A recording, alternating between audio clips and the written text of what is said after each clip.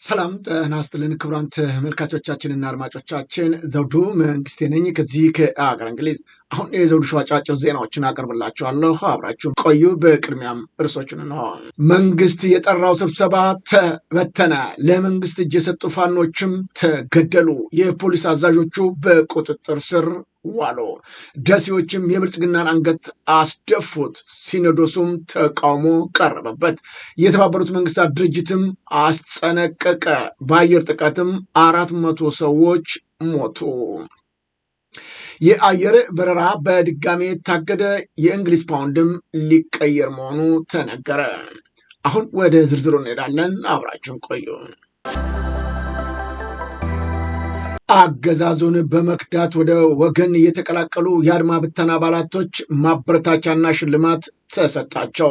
4 ሆነው 12 መሳሪያ በመያዝ ነው የወገንን ጦር የተቀላቀሉት የአድማ ብተና አባላቶች የማበረታቻ ሽልማት ከአርበኛ ዘመነ ካሴ ክብር ምስክር ወረቀት እና የ50 ሺህ ብር ሽልማት የተበረከተላቸው። ሽልማቱንም በተወካያቸው 100 አለቃ ማርቆስ አሞፕ ቴዎድሮስ እዝ ምክትል ዘመቻ መምሪያ ኃላፊና የ105ኛ ኮር 44ኛና የ55ኛ ክፍለ ጦር አመራሮች በተገኙበት ነው የተሰጣቸው። ጀግኖቹ በወቅቱ እንዳሉት ይህንን ውሳኔ ያስወሰናቸው በህዝባቸው ላይ እየደረሰ ያለውን ግፍና በአርሱና በሌሎችም አካባቢዎች በኦርቶዶክሳውያን ላይ የሚደርሰውን መንግስት መር ጭፍጨፋ አበሳጭቷቸውና እጅግ አሳዝኗቸው እንደሆነም ገልጸዋል። በሽልማት መርሃ ግብሩ ላይ 100 አለቃ ማርቆስ እንዳለው አሁንም ጠላት ካምፕ ውስጥ የምትገኙ ያገዛዙ መለዮ ለባሾች እጃችሁን በመስጠት ከወገኖቻችሁ ጎን እንድትቆሙ ጥሪያችንን በድጋሜ እናስተላልፋለን ብለዋል። ኮሎኔል ፋንታሁንና እንደዚሁም ካፒቴን ማስረሻ ሰጤን ተከትለው ለመንግስት እጃቸውን የሰጡ ታጣቂዎች በሁለቱ መሪዎች ላይ ቅሬታ ማሰማታቸው ተገለጸ። በመካከላቸው አለመግባባት ተከስቶ ከካምፕ ጠፍተው ወደ ትውልድ አካባቢያቸው ሲጓዙ ከነበሩት አባላት ውስጥ 3ቱ ወዲያውኑ መገደላቸውም ታውቋል። እንደ መሰረት ሚዲያ መረጃ ከሆነ ባንዳዎቹ 3ቱም ባልደረቦቻቸውን እንዳስገደሏቸው ነው የተነገረው። አብይን በማመን የሚደረግ ነገር ሁሉ የመጨረሻ ጣፋንታው ሞት እንደሆነም ነው የሚታወቀው። በተደጋጋሚ ጊዜያቶች ብልጽግናን እናምናለን ብለው የተከተሉ መጨረሻቸው ህይወታቸውን ማጣት መሆኑም ታውቋል። ማስረሻ ሰጠም ሆነ ኮሎኔል ፋንታው ሟቤ ጭምር ሳይቀሩ በቁም እስር ላይ መሆናቸውም እየተገለጸ ይገኛል። ብልጽግና የጠራው ስብሰባ በፋኖች ተበተነ። ንጹሐንን በመግደልና በማስገደል ላይ የሚንቀሳቀሰው የብልጽግና ኃይል በተጨማሪ ጭፍጨፋውን እንደገና ህጋዊ እውቅና ለማሰጠት በህጋዊ ከለላ ባለው መልኩም የጭፍጨፋ ተግባሩን አጠናክሮ ለመቀጠል የብልጽግናው አገዛዝ እያደረገ ስላለው የምርጫ ዝግጅት ነው። በትላንትናው ዕለት በጎዛምን ወረዳ በሊባኖስ ቀበሌ ላይ ወሬውን ለመንዛት የጠራውን ስብሰባ ጀግኖቹ 206ኛ ኮር 14ኛ ክፍለ ጦር የበረሃኛው ጅብላ ሙተራ ሻለቃ የሰራዊት አባላቶች የበታተኑት። ያገዛዙ ቀጣይ የማደንዘዣ ሴራ የምርጫ ፕሮፓጋንዳ እየፈጸመ ላለውም የአውዳሚነት ተግባር ህጋዊ እውቅና ለመስጠት የሚደረገውን መንደፋደፍ የተረዳው የቀበሌው ማህበረሰብም የፋኖ ሰራዊቶችን በወሰደው እርምጃ መደሰታቸውን ለማወቅ ችለናል። የአማራ ህዝብ የሚያዋጣውና የሚያስፈልገው ምርጫ ከመረጠ ቆይቷል። እርሱም አፈሙዝ ብቻ መሆኑን በግልጽ ተናግሯል። በሬማ ከተማ ዙሪያ የሚኖሩ የድሬ ቀበሌ ነዋሪዎችን ለብልጽግና ፓርቲ ከፍተኛ መጠን የተጣለበትን ገንዘብ ተመን ካላዋጣችሁ በሚል በኃይል በመደብደብ ላይ የነበሩ የብልጽግና ሰላም አስከባሪ ወንበዴዎች ላይ ጀግናው የአጼ ዳዊት ክፍለ ጦር የማዳግም እርምጃ መውሰዱን አሳወቀ። የአገዛዙን እድሜ በማራዘም በህዝባችን ላይ ተጨማሪ የመከራና የጭቆና ዓመታት የባርነት ዘመን ለመጫን አገዛዙ ወታደሮችን በየቀኑ እየተጨፈጨፈ ያለውን የአማራን ህዝብ በጉልበት በማስገደድና በኃይል ድብደባ በፈጸሙ የዘመናችን ጥቁር ጣሊያኖች ላይ ሰራዊታችንን ያለምንም ርኅራኄ ለገዛ እድሜ ማራዘሚያው የሚሆን ገንዘብ መዋጮ የሚጠይቁ ካድሬዎች ላይ የማዳግ እርምጃ እንዲወስድ ከድርጅቱ በወረደለት ትዕዛዝ መሰረት ነው በሬማ ከተማ የሚገኙ አገዛዙ ሎሌ ወንበር አስጠባቂዎች ላይ የመጀመሪያውን ቅጣት በጀግኖቹ የአማራ ዳኘ ልጆች መወሰዱን ኮሩ አሳውቋል። ይህንኑ የብልጽግና ኃይል ትዕዛዝ ላለመቀበል የፋኖ ኃይሎች በየጊዜው እያሰለጠኑ የሚያወጧቸው ወታደሮቻቸውና ልዩ ኮማንዶቻቸው አሁን የአብይ አህመድን መመሪያና ትዕዛዝ በአማራ ክልል ተግባራዊ እንደማይደረግም ነው የተገለጸው። ሸዋ ጠቅላይ ግዛትም መራቤቴ አውራጃ የሚዳ ሬማ ወረዳ በሬማ ከተማ አቅራቢያ ነው። በከተማው ዙሪያ ያሉ የድሬ ቀበሌ ነዋሪዎችን ያለፈቃዳቸው በኃይልና ለብልጽግና ፓርቲ መዋጮ እንዲከፍሉ በ30 የሚሊሻ አባላት በየቤታቸው ተደብድቦ በአስገዳጅነት የተፈጸመው ዲሞክራሲያዊ በሆነ መንገድ በወንጀል ስራ ላይ በነበሩ የወረዳው ሰላም አስከባሪዎች ላይ የአማራ ፋኖ ብሔራዊ ንቅናቄ ሸዋ ጠቅላይ ግዛት እዝ አጼ አምደ ጽዮን ኮር የአጼ ዳዊት ክፍለ ጦር በጀግናው አስማረ ዳኛ አንደኛ ሻለቃ መብረቃዊ እርምጃ በመውሰድ ኮሩ ከግንባር መረጃውን ገልጦልናል። የአሜሪካ ዜግነት ላላቸው ትውልደ ኢትዮጵያውያን የቅጣት ምህረት ተደረገ። የኢሚግሬሽን ዜግነት አገልግሎት ነው በኢትዮጵያ ከተፈቀደላቸው ቆይታ ጊዜ በላይ ለቆዩ የአሜሪካ ዜግነት ላላቸው ትውልደ ኢትዮጵያውያን የቅጣት ምህረት ቅናሽ ማድረጉን ያሳወቀው። ተቋሙ ባወጣው መግለጫ እንዳመለከተው በኢሚግሬሽን ሕግ መሰረት የሚጣልባቸውን የገንዘብ መጠን ለመክፈል አቅም የሌላቸው ወገኖች ቅጣቱ እንዲነሳላቸው ሲያቀርቡ የነበረው ተደጋጋሚ ጥያቄ መነሻ በማድረግ ውሳኔ ተላልፏል ብለዋል። የውሳኔው ዝርዝሮችም እድሜው ከ18 ዓመት በታች ለሆኑ ህጻናቶች የነበራቸው ቅጣት ሙሉ በሙሉ ተነስቶላቸዋል። ያለምንም ቅጣት በቀጥታ ወደ ህጋዊ ቪዛ አሰራር እንዲገቡ ይደረጋል። እድሜያቸው ከ18 ዓመትና ከዛ በላይ ለሆኑ አዋቂዎች በነበራቸው የቅጣት ገንዘብ ከግማሽ በግማሽ 50% ቅናሽ ተደርጎላቸዋል። ቀሪው ግማሽ በመክፈል ወደ ህጋዊ የቪዛ አሰራር መውሰድ ይችላሉ ሲል ገልጧል። ይህ የምህረትና የቅጣት ቅናሽ እድል የሚቆየው ለ60 ቀናት ብቻ ሲሆን የሚተገበረው ከመጋቢት 15 2018 ዓ.ም እስከ ግንቦት 15 2018 ዓ.ም ባለው ጊዜ ውስጥ እንደሆነም ነው የገለጸው። ይህን እድል ለአንድ ጊዜ ብቻ የተሰጠ መሆኑን የገለጸው ተቋሙ ከተቀመጠው የጊዜ ገደብ በኋላ በሚቀርቡ ግለሰቦች ላይ ግን የተለመደውን የኢሚግሬሽን ህግና ደንብ ተፈጻሚ እንደሚሆንም አሳስቧል። የፖሊስ አዛዦቹ በቁጥጥር ስር ዋሉ። የጅማ ፖሊስ አዛዦች ናቸው በቁጥጥር ስር መዋላቸው የተነገረው። የጅማ ዞን ፖሊስ አዛዥ ረዳት ኮሚሽነር አለሙ ታደሰና የጅማ ከተማ ፖሊስ አዛዥ ኮማንደር ዘላለም አበራ በህገወጥ የነዳጅ የቡና ዝውውር ተጠርጥረው ነው በቁጥጥር ስር መዋላቸው የታወቀው። ግለሰቦቹ በቁጥጥር ከመዋላቸው በፊት በተደጋጋሚ በሀገር ሽማግሌዎች አማካኝነት ከድርጊታቸው እንዲቆጠቡ ተመክረውና ተጠይቀው እንደነበረም ተገልጿል። ከሁለቱ ከፍተኛ ፖሊስ አዛዦች በተጨማሪ ሌሎች ሁለት የወረዳ ፖሊስ አዛዦችን በቁጥጥር ስር ውለዋል። የፖሊስ አዛዦቹ ከጅማ ዞን ወደ ደቡብ ኢትዮጵያ ክልል በጭነት ተሽከርካሪ ነዳጅ በህገወጥ መንገድ ሊያሳልፉ ሲሉ የሁለቱ ክልሎች አዋሳኝ በሆነችው ሸቤ ሰንቦ ወረዳ የህብረተሰቡ ጥቆማ ተከትሎ ነው በቁጥጥር ስር መዋላቸው የታወቀው። ከፖሊስ አዛዦች ጋር በተያያዘ የጭነት መኪና አሽከርካሪዎች በቁጥጥር ስር የዋሉ ሲሆን ሌሎች በድርጊቱ የተሳተፉ የፖሊስ አባላትም መያዛቸውን የተገኙት ተጨማሪ መረጃዎች ያመላክታሉ። የኢትዮጵያ ኦርቶዶክስ ተዋሕዶ ቤተክርስቲያን ሲኖዶስ ተወገዘ። አባቶችም ላይ ቅሬታ አቀረቡ። ምዕመናኖች የግሪክ አቴንስ ክርስቲያን ሲኖዶስ ነው ድምፃችን ይሰማ በሚል ተቃውሟቸውን ያቀረቡት። ከዚህ ቀደም 3 አባቶች በግሪክ አቴንስ ተገኝተው ወረደ፣ ሰላም ሰፍኗል ተብሎ በኢትዮጵያ ኦርቶዶክስ ተዋሕዶ ቤተክርስቲያን ቴሌቪዥን ጭምር ሲዘገብ እንደነበረ አይዘነጋም። ይሁን እንጂ ዛሬም ሰላም የለም። ምዕመናኑ ለሁለት ጎራ ተከፍሎ ደም እስከ መፋሰስ መደረሱና በቤተ መቅደሱም ለመስማት የሚከብዱ ቃላቶች ሲለዋወጡ የሚያሳዩ ቪዲዮዎችም ተስተውለዋል። ይህንን ሁሉ ችግር የሚመለከት ባለድርሻ አካላቶችን ለመፍታት ለምን ቸላሉ? በዚህ አብይ ጾም ቤተክርስቲያኑ እንደተዘጋ ምዕመናኑም ይናገራሉ። ይህ እውነት ተገቢ ነውንም ብለው ያነሳሉ። በአጠቃላይ ከዚህ ቀደም በተመሳሳይ በስዊድንም እየተፈጸመ ያለው ችግር ባለድርሻ አካላቶች መረጃውን የላኩልን ቢሆንም ይሁን እንጂ በሲኖዶሱ በኩል እየተሰጠ ያለ መፍትሄ ሳይሆን ችግሮች እያባባሱ መሄድ እንደሆነ ነው የተገለጸው። በተለይም በአርሲ እና በሌሎችም ኦርቶዶክስ እምነት ተከታዮችን እያረዱ የእምነት ተቋማቶችን እያፈረሰ የቀጠለው የብልጽግና ኃይል በውስጥም በውጭም ይህንኑ የቤተ ክርስቲያኒቷን ማጥፋት ስራ አጠንክሮ እንደቀጠለ ይገለጻል። በውጭም የሚገኙ አብያተ ክርስቲያኖች ላይ እየደረሰ ያለው ግፍና በደል እየከፋ መሆኑን ምዕመናኖቹም እንዲህ ሲሉ ገልጠዋል።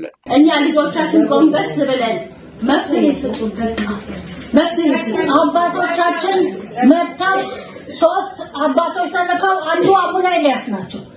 ምሳና እራት እንድንመግብ ከተመደቡት መሀል አንዷ እኔ ነኝ። አባቴ ያውቁኛል፣ እኔ ነኝ አጸደማሪ። ቤተክርስቲያን ትስፋ፣ ክርስቲያን ይስፋ። አባታችን እነሱም በዛ ባሉበት ሆነ እያንዳንዳችን የሁለት የሶስት ወር ደሞዛችንን ሰጥተን ሌላ ቤተክርስቲያን እንስራ፣ ክርስቲያን ይስፋ፣ እናግዛቸው፣ ይቋቋሙ እነሱ ብያላልኩትም አባ ብዮታለሁ አባታችን። እኛ ምዕመናኖች በውጭም ቢሆን ነፃነት አጥተናል። ፍሽካ እየተነፋ ተደብድበናል። ጉዳት ደርሶብናል። ይህ ሁሉ መፍትሄ ያለመሰጠቱ የእናንተ ችግር ነው። እኛ ዱርዮች አይደለንም፣ ልጆች አሉን፣ የልጅ ልጆች፣ ዶክተሮች፣ ኢንጂነሮች ጭምር ያሳደግን እናቶች ነን ሲሉም እንዲህ ተናግረዋል። ይኸው እንደዛ አድርገው ጥለውን ሄዱ። በየጊዜው ቤተክርስቲያን ትደፈራለች፣ በየጊዜው እንደበደባለን፣ በየጊዜው የመጨረሻ የዛሬ ሳምንት ፊሽካና ፉጨት ነበር አባታችን። ይህንን አንድ ክርስቲያን ከሚያይ ሞት ይሻለናል። የምንሄድበት እኛ ዱርዬዎች አይደለንም። ብዙ ጊዜ ዱርዬዎች አይደለንም። አባቶቻችን ልጆች ወልደን ያሳደጉን፣ ኢንጂነር ልጆች ያደረስን፣ ዶክተር ልጆች ያደረስን፣ የልጅ ልጆች ያየን እኛ የተከበርን ሰዎች ነን። እኛ ዱርዬዎች አይደለንም። የሃይማኖት ነገር ይዞን ነው እዚህ የምንመጣው።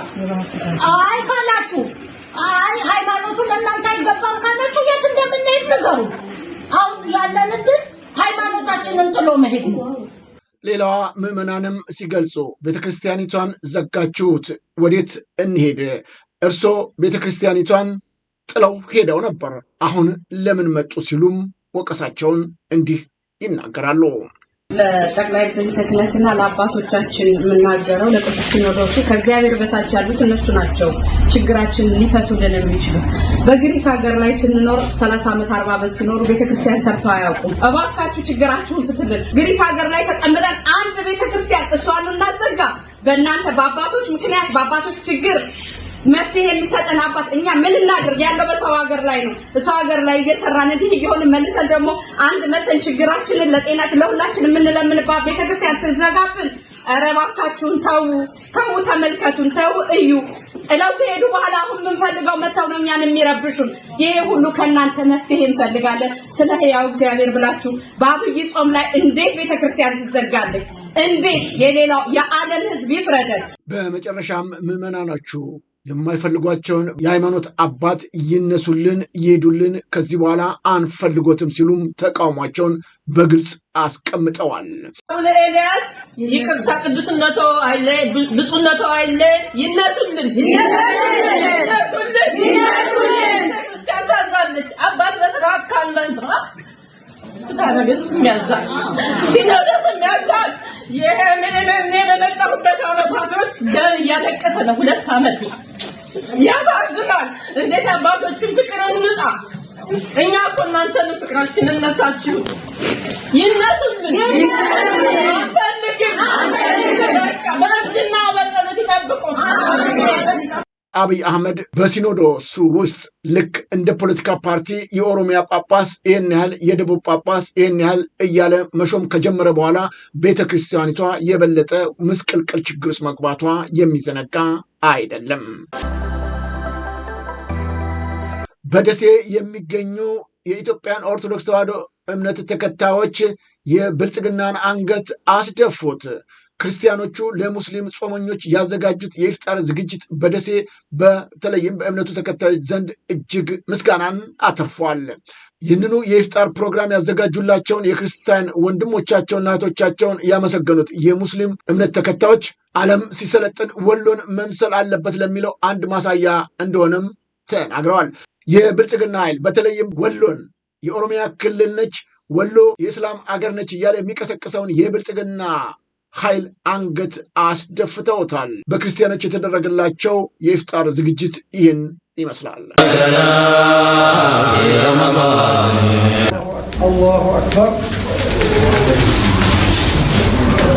ይህን የመሰለ የኢፍጣር ፕሮግራም ክርስቲያን ወንድሞቻችን ናቸው ያዘጋጁልን። ስለዚህ ይሄ ማለት በቃ ወደፊትም ዓለም ሲሰለጥን ወሎን መምሰል አለበት የሚለው አንድ ማሳያ ነውና በጣም ደስ ብሎናል። ወሎየነት ከገጠር እስከ ከተማ አሁን በምታየው መንገድ ሙስሊሙና ክርስቲያኑ እምነቱን በልቡ ሌላውን ማህበራዊ ህይወቱንና መተጋገዙን በአንድነት ይገልጻል። ይሄ ደግሞ የትልቅነት ምልክት ነው።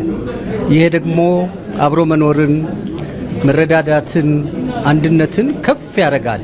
በቃ ከአባቶቻችን ጀምሮ የተጀመረ ይሄ በቃ እኛ ራሱ ይጨንቀናል። እኛ አሁን በጎረቤቶቻችን በየሰፈሩ ቤት ለቤት ተቆርቁሮ ጠበል ቅመሱ ነው የምንባለው። ከለቤት ጠበላለና እንዴት ቀምሱ ነው እንላለን። ይሄ ምንድነው ከቤተሰቦች ከአያት ከቅማታችን የተቀበልነው ነገር ስለሆነ እኛም ደግሞ እንደ ባህል አንድ ወንድማችን ቲካፋው ተያዝን ታየን እኛ አብረን ነው የምናዝነው። ክርስቲያኑም እንደዛው ለሙስሊሙ ያለው ነገር ይሄ ነው። የኢፍጣር ፕሮግራም ያዘጋጀንበት ምክንያት ከቤተሰብ ሲዋረድ አብሮ ይኖርን ስለሆነ ማለት ነው። በዓሉን እንኳን ደስ ያላችሁ ለማለት ነው። ኢትዮጵያዊነት ማለት አብሮ መኖር ማለት ነው። ከዛ ውጭ ምንም ትርጉም የለው ብዬ ነው እኔም ማምነው። አብሮ መኖር ካልሆነ በስተቀር ከየት መጣ እንዴት ነህ ምንድነው አይታወቅም ብዬ ነው እኔም ማምነው። ጓደኞቼ፣ ቤተሰቦቼ፣ ሁሉም አብሮ አደጎቼ፣ የሥራ ባልደረቦቼ በሙሉ ማለት ነው እንኳን አደረሳችሁ እላለሁ። አሁን ወደ ውጭ ዜናዎች እናመራለን። የእንግሊዝ ፓውንድ ስተርሊንግ የታዋቂ ሰዎች ምስል በዱር እንስሳት ሊተካ መሆኑ ተገለጠ። የእንግሊዝ ማዕከላዊ ባንክ ከግማሽ ክፍለ ዘመን በላይ የቆየውን የገንዘብ ኖቶች ገጽታ የሚቀይር አዲስ ውሳኔ ይፋ አድርገዋል። በዚሁ መሰረት በፓውንድ ኖቶች ላይ የሚገኙ የታዋቂ ሰዎች ምስል ተነስቶ በሀገሪቱ የዱር እንስሳት፣ እጽዋትና የተፈጥሮ መስህቦች ምስል እንዲተካም ተወስኗል። በአዲሱ ውሳኔ መሰረት እንደ ሰር ዊንስተን ቸርችል፣ ጄን ኦስተን እና አላን ቱሪንግ ላይ ያሉ የታሪክ ስብዕናዎች ምስል ከኖቶች ጀርባ ላይ የሚነሱ ሲሆን በእነሱ ምትክም በዩናይትድ ኪንግደም የሚገኙ የብርቅዬ የዱር እንስሳት እንዲሁም የተፈጥሮ ገጽታዎች በኖቶች ላይ ይሰፍራሉ ነው የተባለው። ይሁን እንጂ የንጉሥ ቻርልስ ምስል በኖቶቹ የፊት ገጽ ላይ እንደቀጠለ ይቆያልም ተብሏል። የባንኩ ዋና ገዢ ቪክቶሪያ እንደገለጹት ለውጡ የተደረገው የገንዘብ ኖቶቹን አስመስሎ የመስራት ወንጀል ለመከላከል እንደሆነም ጠቁመዋል። የተፈጥሮ ምስሎች እጅግ ረቂቅና ብዙ ዝርዝር መረጃዎች የያዙ በመሆኑ በቴክኖሎጂ አስመስሎ ለመስራት በጣም አስቸጋሪ ናቸውም ብለዋል። በተጨማሪም በህዝብ ዘንድ በተደረገው የድምፅ አሰጣጥ 60% የሚሆነው ህዝብ የተፈጥሮ ምስል እንዲቀመጥ በመደገፉ ውሳኔው ጸድቋል። ውሳኔው በፖለቲከኞች ዘንድ ከፍተኛ ተቃውሞን እየገጠመው ሲሆን ታሪካዊ ጀግኖቻችንን በዱር እንስሳት መተካት ታሪክን እንደመደምሰስ ነው የሚሉ ትችቶችም እየተሰነዘሩበት ይገኛሉ። ኤሚሬት በድጋሜ በረራዎችን ሰረዘች። የተባበሩት አረብ ኤሚሬቶች ከኢራን የሚሰነዝርበትን ተደጋጋሚ ጥቃት ለመከላከል የአየር ክልሏን በድጋሜ መዝጋቷን፣ ሁሉም በረራዎች መሰረዟንም አስታውቃለች። ሀገሪቱ ለደረሰበት ጥቃት ወታደራዊ አጸፋ እርምጃ ለመውሰድም ማቀዷን ገልጣለች። በአየር ጥቃት 400 ሰዎች ህይወት አለፈ። በአፍጋኒስታን ዋና ከተማ ካቡል ውስጥ በተፈጸመ ተከታታይ አየር ጥቃት ቢያንስ 400 ሰዎች መገደላቸውን የሀገሪቱ ጤና ጥበቃ ሚኒስትር አሳውቋል። እንደ ባለስልጣናቱ ገለጻ ከሆነ ጥቃቱ ካረፈባቸው ቦታዎች መካከል በሺዎች የሚቆጠሩ ታካሚዎችን የያዘ የእጽ ሱሰኞች ማገገሚያ ማዕከልም ይገኝበታል ነው የተባለው። የአፍጋኒስታን መንግስት ድርጊቱን በሰብአዊነት ላይ የተፈጸመ ወንጀል ሲል የኮንነው ሲሆን ጥቃቱን ፈጽማለች ለተባለችው ፓኪስታን ጠንካራ ተቃውሞም አቅርቧል። በሌላም በኩል የፓኪስታን ባለስልጣናት የቀረበባቸውን ክስ ውድቅ አድርገውታል። ስሪላንካ ነዳጅ ለመቆጣጠር ከዛሬ ጀምሮ የረፍት ቀን አድርጋ አወጀች። የስራ ቀናቱንም ወደ 4 ቀን ዝቅ አድርገዋለች። የመካከለኛው ምስራቅ ጦርነትን ተከትሎ ነው የነዳጅ ዋጋ በአንድ በርሜል $100 መድረሱን፣ በሆርሙዝ ሰርጥ የነዳጅ ጉዞ መገታቱን በእስያ ሀገራት ላይ ከፍተኛ ቀውስም ደቅኗል። ሊከሰት የሚችለው የነዳጅ እጥረትን ለመቋቋም ስሪላንካ በየሳምንቱ ሮብ የመንግስት መስሪያ ቤቶች ዝግ የሚሆኑበት የረፍት ቀንም አድርጋ አውጃለች። የተባበሩት የዓለም መንግስታት ድርጅት ማስጠንቀቂያ ሰጠ። በኢራን የተዘጋው የሆርሙዝ ሰርጥ በወታደራዊ ጥበቃ ክፍት መደረጉ ዘላቂ መፍትሄ እንዳልሆነም ነው የተባበሩት መንግስታት ድርጅት ተቋም የገለጸው። የሆርሙዝ ሰርጥ ለመሸጋገር የንግድ መርከቦችን በወታደራዊ አጀባ በመምራት ዋስትና ያለው ወይም ዘላቂ የጸጥታ ስትራቴጂ እንዳልሆነ በተባበሩት መንግስታት ድርጅት የዓለም አቀፍ የባህር ላይ ተቋም አስታውቋል። የተቋሙ ዋና ጸሐፊ አርሲዮን ለፋይናንሻል ታይምስ እንደተናገሩት ከሆነ ኢራን ለጠላት ሀገራት ዝግ አድርጌዋለሁ በምትለው በዚህ ወሳኝ የባህር መስመር ላይ ወታደራዊ አጀባ መጠቀም የመርከቦችን ደህንነት 100% ዋስትና አይሰጥም ሲሉ ነው የተናገሩት። ዶናልድ ትራምፕ የሆርሙዝ ወንዝ ደህንነትን ለመጠበቅ ዓለም አቀፍ የባህር ኃይል ጥምረት እንዲመሰረት ጥሪ ቢያቀርቡም ጥሪውን በበርካታ የአውሮፓ መሪዎች ውድቅ ተደርጎባቸዋል። እንደ አልጀዚራ ዘገባ ከሆነ አሜሪካና እስራኤል በኢራን ላይ የከፈቱትን ጦርነት ተከትሎ የናረውን የነዳጅ ዋጋ ለመወያየት ሰኞ ዕለት ብራስልስ በተሰበሰበው የአውሮፓ ህብረት መሪዎች መካከል የጀርመኑ የውጭ ጉዳይ ሚኒስትር ተገኝተዋል። ሚኒስትሩ በርሊን በዚህ ግጭት ውስጥ በማንኛውም ወታደራዊ ዘመቻ የመሳተፍ ፍላጎት እንደሌላትም ገልጠዋል። ክቡራን ተመልካቾቻችንና አድማጮቻችን ለአሁኑ ያቀረብኩላቸው የዘውዱ ሾው አጫጭር ዜናዎች እነዚህን ይመስሉ ነበረ። በቀጣይ ዝግጅታችን እስከምንገናኝ የዘውዱ ሾው ሚዲያን ሼር፣ ላይክ እና ሰብስክራይብ በማድረግ ወዳጅ ቤተሰቦቻችን እንድትሆኑ ከወዲሁ በማክበር እንጋብዛለን። ከዜናዎቹ ጋር አብሬያቸው የነበርኩትን የዘውዱ መንግስት የነበርኩኝ። ጤና ይስጥልኝ።